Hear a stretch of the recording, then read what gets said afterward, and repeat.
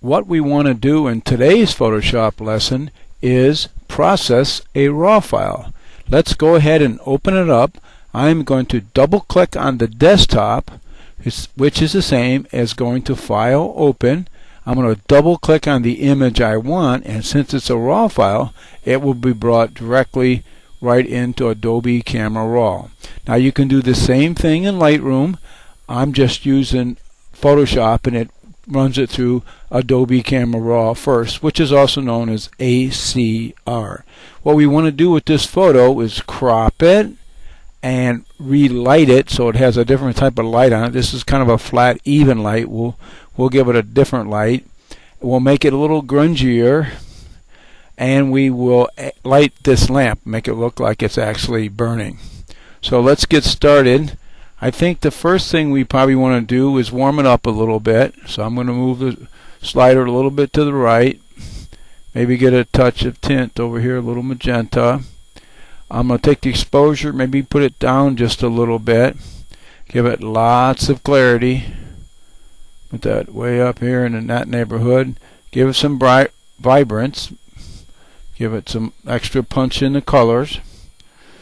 Now what we can do is we can emphasize the two important things in here, which I think is the clock and this old lamp. And what we'll do is we'll use this tool right here, known as the radio filter. So I'll click on that. Shortcut key is J. We want to make things darker, so I'm going to hit exposure. Let's see. Let's hit exposure. I got -50, now -1. That should be a good point, starting point. And then we have the outside selected. That looks good too. So I'm going to click right in this area here. I'm going to draw out the filter, something like this. I didn't quite get what I wanted, so I'm going to rotate this so that it lights my clock and my lamp.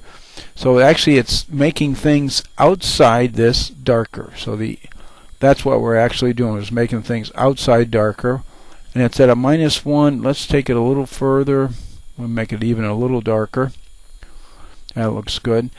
And I even like to make this in here a little darker. And we can do that if we actually get the brush. So I'm going over here where it says brush. I'm going to click on it, and I want to use the plus side in this case, and this will actually apply some of the darkness to the inside. So we can kind of paint in what we didn't get exactly right when we use the radio tool. Okay, now that we got that done, what we want to do now is let's make this drawer a little lighter. We kind of darkened that with that last step we did, so I'm going to hit New, and we want to click on the plus. That'll give us a 50, and we want to be on the inside. So I'll click on the drawer in the middle, kind of give it some of this. Now what that does is make the drawer a little lighter, makes it stand out, and what the heck, let's give it a little clarity too. I'm going to move the clarity up. See what that does. Maybe a little more. That's probably enough on that.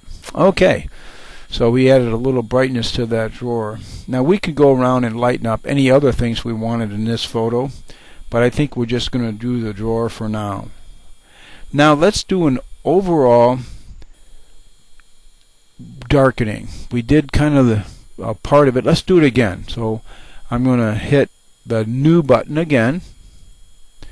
We'll go to -50 for starters, and I'm going to start pretty much in the middle. Draw around here, something like that, and take it down even a little darker. Now you notice we're doing the inside, which is not really what we want to do. We wanted to darken the outside. So a quick way to do that is to exchange it by hitting the letter X on the keyboard. X will exchange the inside for the outside. Now we've applied some of the darkening to the outside. I'm not going to give it quite that much, maybe that much. And I'll say OK. Now what we want to do is light the lamp. So to do that, we're going to get the tool again, the J tool I call it. Of course it's called the radio filter. We're going to give it some warmth, so I'll click on the temperature twice. That'll bring it up to 50, and let's move that exposure slider way up, up in this high range, 3.8, almost 3 to 4, real high. Get where the lamp would go. It'd be somewhere just in that area right there. Now we have this backwards again, so I'll tap that X key. So the only thing it lights up is inside there. If it's not quite in the right place, we can move it right where we think it should go.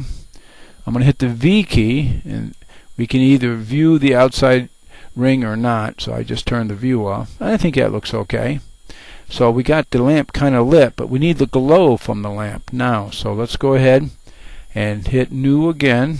I need to get the J tool, and then we're going to click New, which we got. Okay, and let's see, this lamp's going to make light everywhere. Now I'm just going to start it right here, pull this out.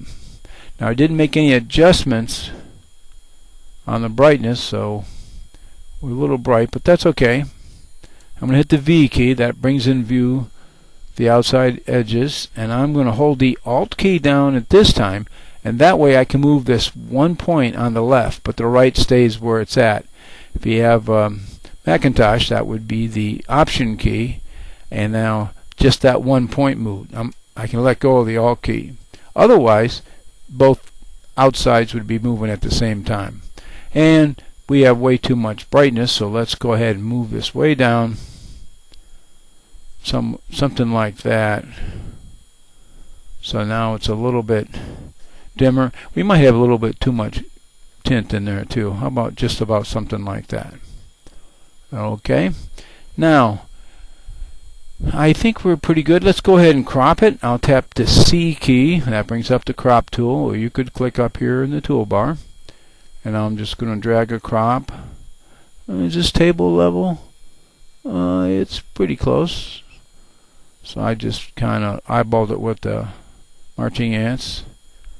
Not too bad. And then the top, somewhere like that. I think I'll leave this piece of wood in there. I think I'm just going to crop it like that for now.